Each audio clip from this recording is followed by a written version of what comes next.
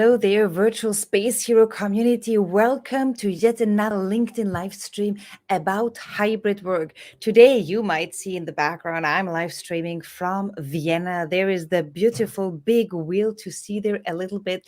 So I'm also, as you know, as a solopreneur and as a mom of a 15-month-old, I'm enjoying the remote lifestyle and for myself, the work from anywhere possibilities that my life and my work is providing me with. And this is exactly what we're going to talk about today, right? So, in the past few months, we have been focusing around a lot of topics that have to do with hybrid leadership, hybrid collaboration, hybrid meetings, and all things about remote organizations. We have been discussing what is going on in our today's world with the great resignation, and employees really asking, requesting, demanding flexibility in the workplace. A lot of companies are still struggling with their policies when employees now need to come back. Many CEOs and also managers really want them to come back, but they feel the resistance.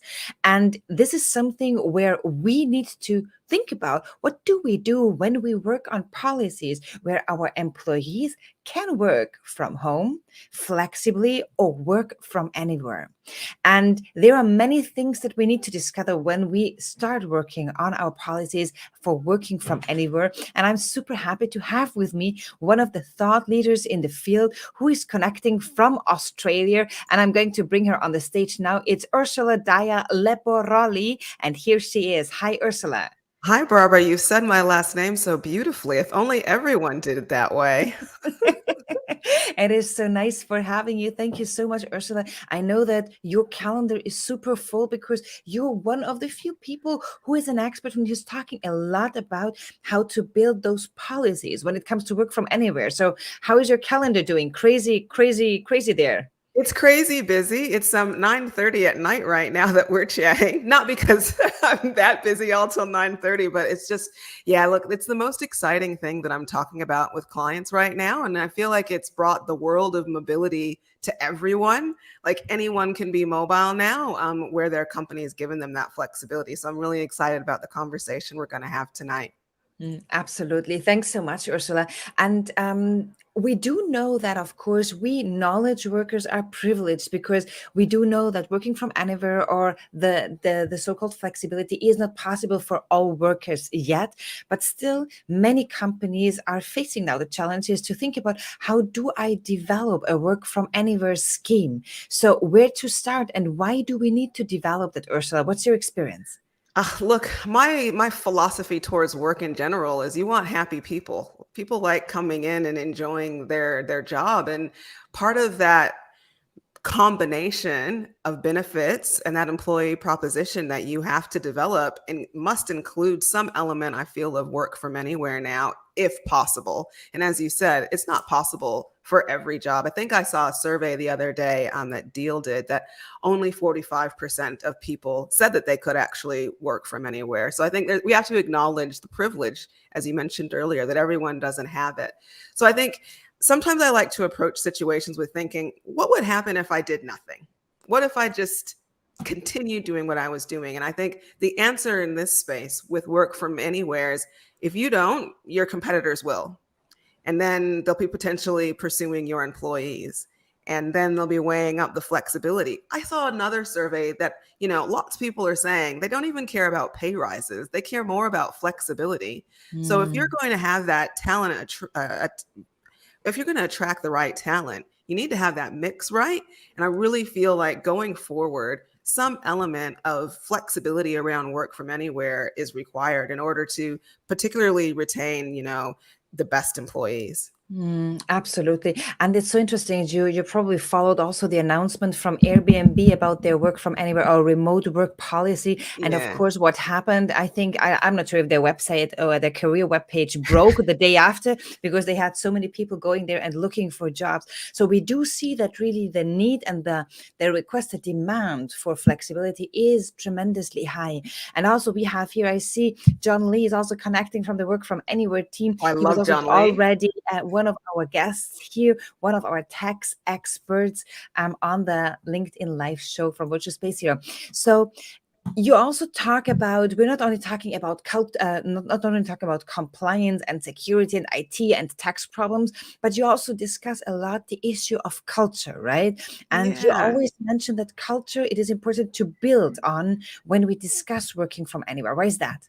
I think you really need to hone in on your magic. I think even before you think about the culture and how it's going to impact it, you need to think about why you're doing it. Okay, you're wanting to attract the people, but really, how does that work into your company's culture?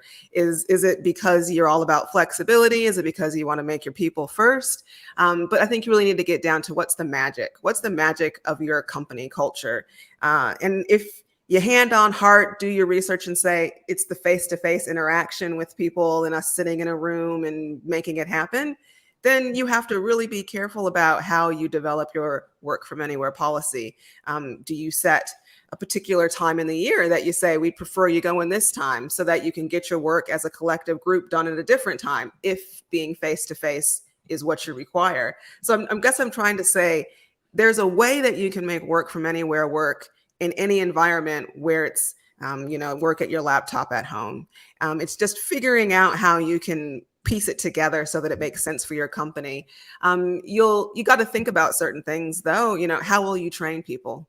So I work in KPMG, and we've got new grads coming in every year, and I think that they've really missed out on that kind of in-person, how do I learn from kind of osmosis from my peers. So you need to Mm. think about how you're going to create that environment if you're allowing people to work from other places. Is it that you have a rotation, that you do it online somehow, that you schedule regular meetings every day that they attend, or buddy somebody and just follow them electronically for the day or virtually? I mean, you've got to get really creative. It takes energy to create these policies and actually make them work. And I think anyone who's tried hybrid kind of already understands how hard it is just to work from your home as opposed to the office. So imagine taking it to another country in another time zone. That's definitely one of, and I still don't know that anyone's really cracked that nut of time zone. Mm. How and sometimes it's helpful to have people working around the world. Maybe a 24-hour, constant machine of efficiency pushing out productivity is helpful for you. And you might see that, in computer developers and things like that. But if you have to actually talk to other people to get your work done, or you're in sales, then that might be a little bit more difficult. So I think it's, thinking about what's your culture, how does your company function, and then incorporating that into the plan that you create for your work from anywhere Mm. policy. Mm. Well, and like I keep saying, bring it back to the fun. I mean, if you're going to sit all day by yourself in another country, how are you still going to keep that connectivity between your employees and keep it fun? Because I'm not saying you have to be seeing each other to have fun, but you need to figure out a way to create it so that they are having a good time and not, spending their time looking for another job while they're at home or in another country working. Absolutely. And I remember, because you were already mentioning to work from anywhere, working in another country, I remember the insightful conversation we had also with John Lee about the tax risks that also involves when working in other countries. And also for you out there, listeners and live viewers, the Work from Anywhere team has also a risk calculator on their webpage that I really found very interesting to have a first step, a first insight on what it means. So, Ursula, what is it? Can our employees really work from anywhere? Where can they work from? No, and I think the devil's in the details. So you mentioned the Airbnb policy earlier, but I think when you really dig down, they were saying you could go work anywhere that they have a location. So I think you've got company risk, whether you want to set up a potentially corporate tax wherever you let people roam. So that comes into play. You've got the individual income tax risk. So, you could go to a country where they want to potentially tax you on Mm. your dollars from day one. So maybe that's not a good idea to go there. You've got immigration risk. So, there's lots of countries that have set up, come to our small island nation and you don't have to pay any tax and have a good time. But there's lots of other countries that aren't like that. So you don't want to get into a situation where you can't get a working visa and you're working illegally in a country, that's not good for the individual or for the company's PR, position. You don't want to go where you might potentially create a permanent establishment risk, and that's that corporate risk. So you want to have a visa, you want to have your tax sorted. And I kind of like to tag on the end, you also want to have safety considered. COVID has taught us that, you need to be able to, if you need to get help, what are you going to do? Do you want to get stuck in a country where it might not be safe, or you might not be able to get to the hospital, or there might be a natural disaster? So I think adding that, into there's a big bad world out there, but do you really want to go work in any country? I think you need to be specific about the country that you want to work in. And for employers, I think it's deciding, is your policy completely flexible where you kind of let people go wherever they want? Or do you add a bit more rigor to that and say, okay, these are the green light countries and these are the ones that are definitely no, and all these ones in between, you need to come have a chat with us before you do it. So you got to figure that stuff out and how much risk you're willing to take there as well. And that risk goes towards the tax risk. I find it very interesting because I just remember when I was still working as a professor and researcher at the university, we, for example, had always to consult the foreign ministry's travel restrictions or travel recommendations for the country wherever we were going to. And we had to attach that to our travel sort of documentation when we were sort of applying for the travel funding. And that was already like 5 years ago that we had to, it was a security issue. It was not a tax issue, of course, but still we had sort of a process in place for that. So what you're saying, of course, is the devil lies in the details. So also here, employers need to be aware of all those different questions that we're going to tackle now, one after the other. But also, what do we do as solopreneurs? So Ursula, you know that I'm a solopreneur. I'm running my own business. I'm working together with other entrepreneurs from across the globe. What does it mean for me to work from anywhere? Even though I'm also always saying I'm working from anywhere, or I can work from anywhere, but also me myself need to consider quite a few things, right? Look, I don't think that the risks are any different for you. I think as a solopreneur, you have to consider again, does working in a place for 6 months bring all the profits from your business into taxation into that place? You need to get advice. I would say you're probably not doing your own tax returns, and you probably have a trusted accountant who helps you. So I'd be having a chat with them and letting them know where you're going. Like you said, John's website is a good first step for, I think, some of the solopreneurs out there and working on your own, but being very mobile. Having some place where you can say, okay, I'm thinking about going to Spain for 10 weeks. How is that going to impact me as an individual? But then adding on top of that, what does that do to my company as well? So I don't think you're immune or exempt from any of those considerations that I mentioned. I think you still need to think about it really hard. And what I see often is people come to us and they're like, oh, this thing has happened. What does that mean?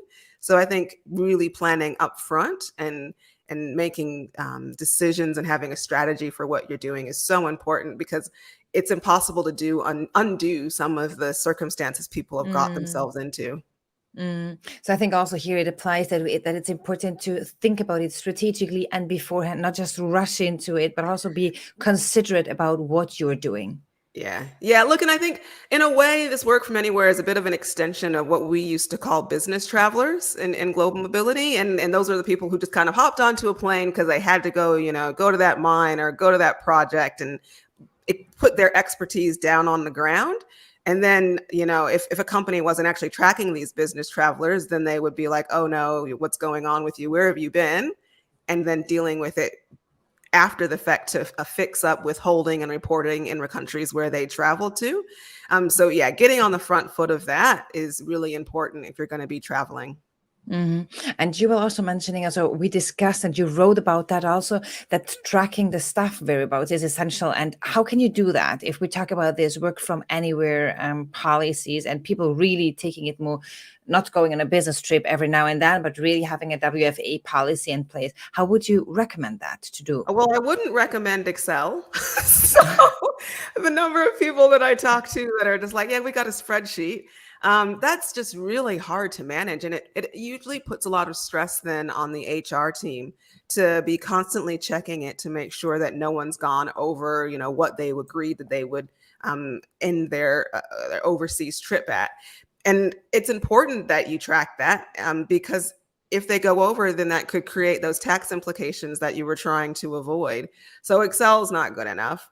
I talked to another lady who was, I asked her, what are you doing? How do you know where everyone's at? And she was like, oh, I'm tracking their VPNs on their laptop. And I was like, well, what do you do? Tracking that every day? It's really hard. Like, that's a lot of pressure for HR to be managing. And the business unit is probably not going to do that either. The line manager is not interested in that. So I think you really need to, if you're going to establish a policy of letting people do this, you need to think about the tech behind it. And working with a provider that will give you some flexibility. So if you've only got a small company, you've only got 10 people doing it. I've got clients where it's small like that, and we've been able to negotiate something that makes sense. So they don't need the whole hog solution, the enterprise solution that's useful for thousands of employees. We've figured out something that works for like 10 people using our KPMG technology. It's got an app. It filters back into reports because you need that governance. Governance can't be an afterthought. You can't say at the end of the year, okay, it's year end. Oh crap, this person's actually been overseas for, 8 months and now we have problems. You need to be getting that governance and that reporting regularly so that you can keep on top of it. So no Excel sheets out there. That's fantastic. And that's also important because probably many companies are already building their crazy Excel sheets and not thinking about investing here also strategically into an app that might help them be more accurate and more on the safe side as well. Ursula, when we talk about, and there's also a question coming in from John here, when we talk about, we're still here, I can still read it. Long question. Question for John, Ursula. Your question's too big. Dear God, we are, no, okay. What companies do you think are really leading the way when it comes to implementing work from anywhere policies, or what industries are showing leadership on this when it comes to balancing the risks with the benefits? What do you think, Ursula? My favorite at the moment is still Publicis. And what I liked about theirs is that they not only came out with a policy, but they enabled the staff to be able to do it. So they said you can go work anywhere where there's a Publicis office around the world.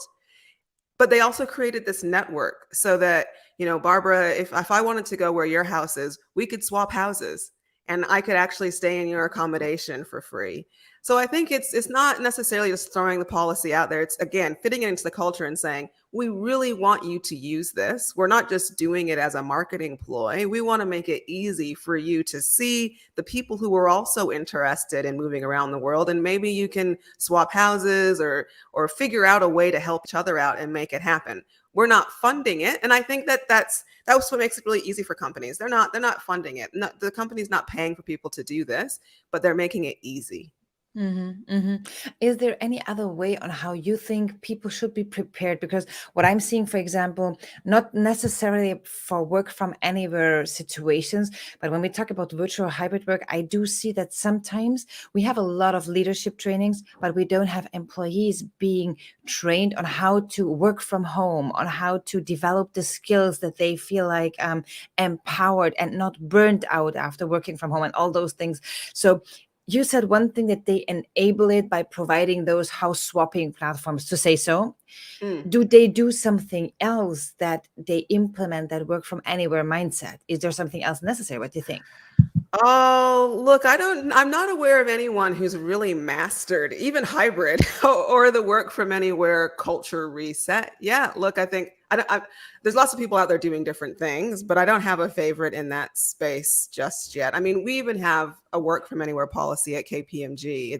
We've been doing it now for just after COVID, so maybe 6 months now, where we allow people to work outside of the country where they've got working rights for up to 30 days. So we have someone in our national team getting ready to go to the US and attempt to work from anywhere whilst working with us. And that time difference is going to be very difficult for him to manage. So I plan on catching up with him regularly to understand and learn from him in a real life example on what it's like to be doing that. He's a quite junior team member. So I think, yeah, what happens when you're in the middle of a night and you've got a question and we're all asleep? So I think like you said, there is definitely a culture element to it, and what you have to consider that we're all, I think, globally still working through. Thanks so much. And I do see that there is a lot of feedback on the house swapping idea. People are really loving that. Thank you so much for your feedback. Also, that idea, of course. Um, Ursula, we started talking also a little bit about security and safety, but let's jump from personal safety that you were mentioning to data security and tech. So, what do we need to consider when it comes to work from anywhere and data security and tech? Yeah, I heard a story once about a guy who went on a work trip and accidentally left his laptop on one of the conveyor belts when you pick up your luggage at the airport. So, and that was just a business trip. So imagine if that happened if someone went to go work from anywhere. So I think, and I think later we're going to talk about how you need to start working out your policy, but you need to engage with other parties in your company. It can't just be HR saying, okay, now we're going to do this. You really need to talk to your tech people. You need to talk to privacy. You need to make sure that you've run down scenarios of what could happen. I know everyone's probably having nightmares now about that carousel at the airport and what if someone leaves the laptop there, but it's quite possible. So I think, you've got to have structures in play for how you, deactivate a laptop if they're not actually at work. You've actually got to figure out how you get them another laptop if you're really going to let them continue working abroad. And I hate to bring up the end, but what happens if someone decides they're going to quit while they're abroad? How do you actually get your laptop back? How do you get your physical laptop back to your country if they just say, I'm done and I'm out? So I think there's some things that you have to consider with your policy when you're creating it and really working with ITS, your information tech, your IT people to make sure you get it right. I think those are very, very good questions. But maybe also are those questions that you need to figure out from the beginning on, or are those questions that maybe you are going to answer on the road or along the road? Well, if you like pain, then you will figure it out on the way. But I think it's best, and everyone will appreciate it if you just figure out some of these things at the beginning. So I think, like I say, and I've done like some workshops with clients where we actually sit down and think, okay, this is what we want to tackle. This is who we need to tackle it with. And then we start. So I think just saying, okay, you can go anywhere you want for 30 days is a really poor way to approach it. You need the systems and the processes to support how you're actually going to make it happen. And like I said, the governance is so important. Fantastic. Thanks, Ursula. I do recall quite a lot of cases, indeed, what you were mentioning on how to get back your physical devices from employees who went abroad in 2020 when the pandemic hit. Many people leaving countries and coming, for example, back to Spain, and all those people that I got to know in Spain, they didn't want to go back to their countries that they were working in, that were mostly in the north of Europe. So they wanted to stay in Spain and enjoying the weather conditions there compared to those in the northern hemisphere of Europe. Fantastic. So when it comes to key tax implications, you already mentioned at the beginning corporate tax risks, but also individual tax implications. When it comes to these two like big chunks of the WFA policy, what would you recommend organizations to consider or to work on? I think the first step is to understand your risk appetite and how far you want to push it. So, are you going to be extremely conservative and do something that will never really create a problem anywhere? Which would be a pretty, it's a policy, but I'm not sure how excited people will get about it. Or do you want to push the boundary a little bit? But I think the first step is figure out your tax, your risk appetite, and then get an advisor to help you. There's some companies that have large tax teams, but I think most will find that working with an advisor to actually decide how you're going to work it is important. And that's, I think, why you see a trend of companies saying, we're just going to allow people to go where we have an office. And then that makes the compliance more manageable. I'm not saying it takes the risk away, but it makes it more manageable. I have other clients that are saying, we just want to pick a certain number of countries and say, these are the countries where we've actually paid an advisor to tell us what are the parameters that you can go to. So if you want to go to Indonesia for 10 days, that's fine. If you want to go for 500, Absolutely not. So I think you can pick places where are going to be popular. So in Australia, New Zealand's quite popular. It's right there. There's a lot of back and forth. Someone might, and then you'd have the advice on hand, and you can give them a definitive answer. If they say, I want to go over there, you can say, look, we've got advice on this. You can go for this long without creating risks for you or us. Mm, mm, mm. And when they don't come back, so we already talked about that, about the risk also to lose them because they just like it that much and they don't come back. We have a question here from Karin who is asking, do you have any data, percentage of people who decide to quit after an experience of working from abroad? I don't, but I actually know a lady's getting ready to do a survey of expats, and I might ask her to add that on there. It probably hasn't ended well in those situations, and I'm not sure that they'd be keen to fill out a survey. I would be really good to know that. I think something missing, Karen, and I know Karen is teaching at higher education institutions, so maybe she also wants to give that as a bachelor master thesis out there as a topic to investigate. um, Ursula, when we come now to the whole building process of a work from anywhere policy, how to start that? Look, I think you got to That's a big start topic it. now. I know. The big topic for the end of the conversation. It's okay. I think, like I said earlier, it's about getting the right people in the room. I think you've got to have someone from HR. You've got to have a people person. You've got to have people who can actually make decisions. I think it's great for some really keen, motivated people to chat about this. But you actually need someone who's prepared to say, yes, go on that. I'm okay with these positions. So you need to have a tax person. You need to have an HR person. You need to have an IT person at the minimum. I think if you've got that, then you can start to have a conversation about what it looks like. And you need to have decision makers in the room. But those, if you at least consider those at the start, that would be good to really understand where you want to go with it. And then I think probably one of the more important pieces that I haven't talked about now is actually engaging with your employees and asking them what they want. So you can create a policy and then give it to them, but if it doesn't meet their demands and actually make them happy, back to that happiness, it's not going to hit the mark. So I think testing it in the market, which is your employee pool, and asking them, hey, do you like this? Does this work? What would you change about it is really important. And then I think it's important not to have it set in stone. So you need to come back to this document regularly. I'd say at least every 6 months in this kind of really quickly changing environment that we have right now, and just make sure it's fit for purpose. So, you decided at the beginning that it was 30 days and only these 5 countries. Maybe now you're comfortable and you want to expand it a little bit, or maybe that didn't work well at all and you just want to claw it all back.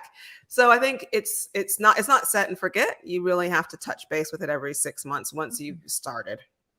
And I think this is important because that's also when I talk about team norms, team agreements for remote or hybrid teams, it's the same. You need to start developing them together with your team. It's not about you sort of bringing them to your team, because at the end it won't be sustainable because people won't follow those norms, right? But also come back more regularly, maybe at the beginning, after 2 months, after 3 months, after 4 months, but then also like have it revisited regularly, twice a year, 3 times a year, whatever it is. Yeah. Also depending on what changes in the environment, because we have seen so many like fundamental changes in the past 2 years that we need to be aware that it shouldn't be set in stone, as you were saying. Yeah, no, it definitely can't. But you want to make sure that people are actually using it as well. And you need to make sure that your governance is getting, going well. You need to make sure that no one's gone over that threshold that you've set. So it's definitely an active document and an active process. What would you recommend practitioners, HR practitioners, where to look for? So I know that John Lee also here posted one of your previous articles that you wrote on LinkedIn about work from anywhere policy development. Where else? People should connect with you, of course, here on LinkedIn. So connect with Ursula here on LinkedIn and follow her when she talks about work from anywhere policy. Where else should they get advice, seek out for? Oh gosh, there are a lot of thought leaders in this space. I think there's plenty of surveys being done. KPMG released some thought leadership not too long ago. LinkedIn is a treasure trove of work from anywhere. I don't think you can go wrong going on that platform and finding plenty out there. I think McKinsey's got, everyone's got, some surveys and some important stuff. And like we've been talking about, it's evolving over time. And I think there's lots of tax discussions that have to be held at a OECD level to understand how we're going to be taxing people, because we were very much attached to where someone was residing in the past. And now with this work from anywhere, it's challenging that. We have to start thinking differently. Just like we're thinking differently about where people are working, we need to potentially think differently about how we're taxing them as well, so that the right country is getting their fair share. So we're at the very infancy of those conversations, but they're starting, which is interesting to see. So it'll be changing. Oh, fantastic. Well, great advice there. And I totally agree. And so if people connect with you on LinkedIn, they see also what you're liking, what you're commenting. So that's a big source to follow you. And I see there, John Lee is recommending the Global Mobility Executive as a possibility, or in general, global mobility communities as being pretty good sources. Thank you very much, John, for sharing that. And of course, don't forget John Lee himself with the Work From Anywhere team. So also, if you're interested in what we were talking about with John, you can find on our YouTube channel and on LinkedIn, but also Facebook, hit the conversation we had with him, and soon be available on the podcast. Thanks, John, for sharing. Ursula, a very last question. So what's the experience that you're having with the organizations? Is it rather big organizations, the smaller ones that are approaching you, and do they want to go for an integral approach, or are they rather seeking for, I don't know, firefighting, burning mode, do something quick, dirty, whatever? It's everything. I don't think that anyone is saying, let's just slap out some policy out there. I think people are coming to us because they found out that people have, overstayed, or they have problems. Other big organizations are coming to us and they want to outsource and say, look, we want to have a policy, let's develop this policy together, but then we want you to manage that through your purpose-built technology and your experience with expats and mobile workforce. So that's it. And then sometimes I have smaller people coming into saying, we just want to understand the risks and create that kind of, like I said, that matrix of, these are the 10 places you can go. This is what we feel comfortable with right now. So it's definitely a spectrum of people who are coming to us to seek advice. Great. Well, thank you very much for sharing all your insights and the ideas, and also, well, being so generous also on LinkedIn to share your knowledge about the topic, about work from anywhere policies. I'm keenly watching. I'll be working from anywhere in the US for a few days coming up to visit my family, the first time since the pandemic. So I'll let you know how my own experiment goes. Oh, absolutely. I'm curious to hear about that. So, Ursula, thank you so much for taking the time, for making space in your calendar to join us today. I know that virtual space here at LinkedIn Lives usually are a little bit later, but of course, accommodating two different times from Ursula connecting from Australia. So thank you very much, Ursula. It was a tremendous pleasure having you with us. Thanks, Barbara. Good to chat. We'll see you next time. Thank you. So thank you very much, Virtual Space Hero community, also for your comments and for all your valuable insights that you were sharing here during the live conversation, but also beforehand. You know that Virtual Space Hero LinkedIn Lives are always happening Thursdays. Usually they are at 5:30 CET. Next week, we have a big event upcoming, and we are still going to have a few free tickets out there. We are organizing a hybrid leadership horizon conference, and I'm going to give a keynote about how to dance your way into hybrid leadership. So those of you who are interested, follow me, because I think it will be released tomorrow, how you can be part of the game challenge and win a free ticket. Thanks a lot, and stay tuned. All the guests for 2022 until December are already online, and I'm really happy to get your questions also in advance if you're not able to join the live session. And with that, I'm leaving you and wishing you a beautiful morning, afternoon, or good night, depending on where you're connecting from. And don't forget to become a virtual space hero.